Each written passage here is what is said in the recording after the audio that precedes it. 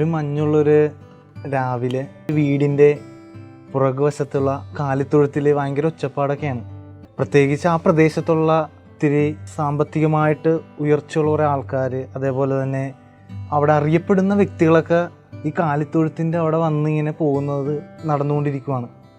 അങ്ങനെ സംഭവിക്കുന്ന സമയത്താണ് അവിടെ ജോസഫും മറിയോ എന്ന് പറയുന്ന അവർ ദമ്പതികൾ ഭയങ്കര തിരക്കിലാണ് അവർ.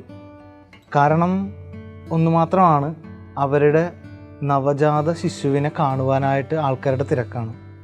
അങ്ങനെ ആ തിരക്കിൻ്റെ ഇടയിൽ ജോസഫ് മറിയത്തിനോട് പറയുന്നത് ഇപ്രകാരമാണ്: ഈ കുഞ്ഞിനെ ഒന്ന് നോക്ക്, ഞാനൊന്ന് അപ്പുറത്ത് പോയി അവരെയൊക്കെ സൽക്കരിക്കട്ടെ. അങ്ങനെ അവർ ഭയങ്കര തിരക്കിലാണ്. അങ്ങനെ ആളുകൾ വരുന്നു, സാധനങ്ങൾ കൊണ്ടുവന്ന് കൊടുക്കുന്നു, അവരെ സൽക്കരിക്കുന്നു. അങ്ങനെ അവർ തിരക്കാണ്. അപ്പോൾ കുഞ്ഞിനെ നോക്കാനായിട്ട് ഇവർക്ക് രണ്ടുപേർക്കും സാധിക്കുന്നില്ല. അങ്ങനെ ഇരിക്കുന്ന സമയത്താണ് അപ്രതീക്ഷിതമായിട്ട് നമ്മുടെ ഒരു ഇടയ ബാലനായ ചാൾസ് എന്ന് പറയുന്നൊരു പാവം ഒരു ചെറിയ കുടിലിൽ താമസിക്കുന്ന ആ ബാലൻ അതുവഴി കടന്നു വരുന്നത്. അവൻ ഭയങ്കരമായിട്ട് അതിശയത്തോടെ നോക്കുകയാണ്, എന്താണ് ഇവിടെ സംഭവിക്കുന്നത്. ഈ കാലിത്തൊഴുത്തിൽ കുറേ ആളുകൾ വരുന്നു, പ്രത്യേകിച്ച് ആ പ്രദേശത്തുള്ള സമ്പന്നരായിട്ടുള്ള ആൾക്കാർ. ഇവരെല്ലാവരും എന്തിനാണ് ഈ കാലിത്തൊഴുത്തിൽ വരുന്നത്? അതിന് മുമ്പിലായിട്ടൊരു വലിയൊരു വീടുണ്ട്. എന്നിട്ട് എന്തുകൊണ്ടാണ് ഇവർ ഇതിലേക്ക് എല്ലാവരും കടന്നു ചെല്ലുന്നതെന്ന് ഇവൻ ഭയങ്കര അമ്പരപ്പോടുകൂടി നോക്കുകയാണ്.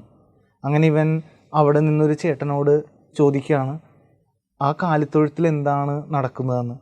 അപ്പോൾ അയാൾ പറയുന്നത് ഇപ്രകാരമാണ്: നമ്മുടെ ലോകത്തെ രക്ഷിക്കാനായിട്ട്, നമ്മളുടെ ഈ പ്രദേശത്തെ മൊത്തം രക്ഷിക്കുവാൻ ശക്തിയുള്ള ഒരു ശിശുവാണ് ആ കാലിത്തൊഴുത്തിൽ പിറന്നിരിക്കുന്നതെന്ന്. അങ്ങനെ ഇവൻ ആ കാലിത്തൊഴുത്തിൻ്റെ അടുത്തേക്ക് ചെല്ലുവാണ്.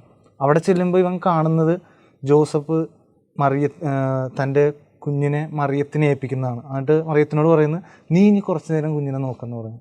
അങ്ങനെ ഇവനത് കാണുമ്പോൾ ഇവൻ പെന്തിക്കുന്ന ഇപ്രകാരമാണ്: അവനെ തന്നെ ഒന്ന് നോക്കുകയാണ്, അവൻ്റെ വസ്ത്രധാരണം ഒന്ന് നോക്കുകയാണ്. ഭയങ്കര പഴഞ്ചനായിട്ടുള്ളൊരു ഉടുപ്പാണ് അവൻ ഇട്ടിരിക്കുന്നത്. അപ്പോൾ തന്നെ അവന് ഭയങ്കരമായിട്ട് സങ്കടം വരും. കാരണം അവിടെ വന്നിരിക്കുന്ന എല്ലാവരും ധനികരായിട്ടുള്ള ആൾക്കാരാണ്, നല്ല വസ്ത്രധാരണമുള്ള ആൾക്കാരാണ്. പക്ഷെ ഇവന് ഇതൊന്നും ഇല്ല.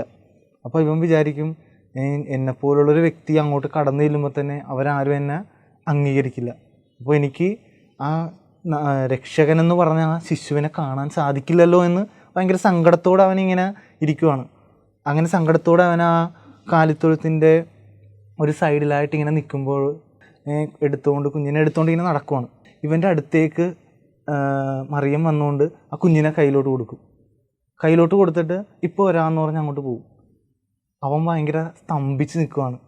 കാര്യം അവൻ വിചാരിച്ചത്, അവൻ ആ ശിശുവിനെ കാണാൻ പോലും പറ്റില്ലെന്ന് അവൻ വിചാരിച്ച ആ സമയത്ത് അവൻ്റെ കയ്യിലേക്ക് ആ ലോകത്തെ രക്ഷിക്കുവാൻ ശക്തിയുള്ള ആ ശിശുവിനെ, നവജാത ശിശുവിനെ അവന് കിട്ടുവാണ്. അത് നമ്മുടെ യേശുനാഥനെ അവൻ്റെ കയ്യിലേക്ക് കിട്ടുവാണ്. പ്രിയ സഹോദരി സഹോദരന്മാരെ, നമ്മൾ ഈ ക്രിസ്മസിൻ്റെ കാലത്ത് ആയിരിക്കുമ്പോൾ നാം മനസ്സിലാക്കേണ്ടത് ഇത്രമാത്രമാണ്: നമ്മളുടെ യോഗ്യതകളല്ല, മറിച്ച് നമ്മുടെ അയോഗ്യതകളും എളിമയുള്ള ഹൃദയവുമാണ് ദൈവം കടന്നു വരുന്നതെന്ന് മനസ്സിലാക്കുക.